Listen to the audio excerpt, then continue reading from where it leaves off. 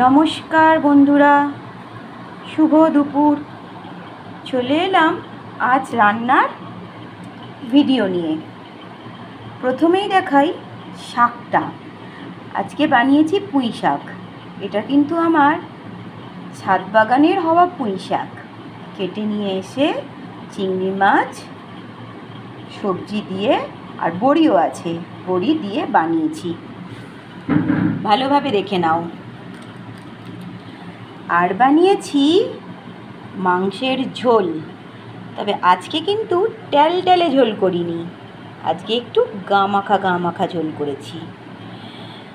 তার সাথে ক্যাপসিকামগুলো সবুজ সবুজ কি দারুণ দেখতে লাগছে। এতে কিন্তু আলুও আছে, তোমরা আলুটা দেখতে পাচ্ছ না, এই দেখিয়ে দিলাম।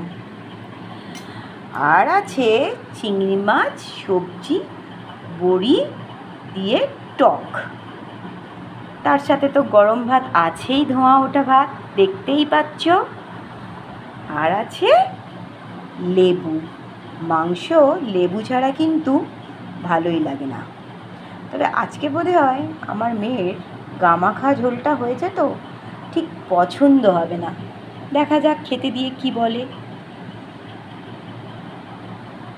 ঠিক আছে, এখন টাটা বন্ধু, আসছি পরের ভিডিও নিয়ে। আমার ভিডিওটা ভালো লাগলে তোমরা অবশ্যই লাইক, কমেন্ট, শেয়ার করে দেবে।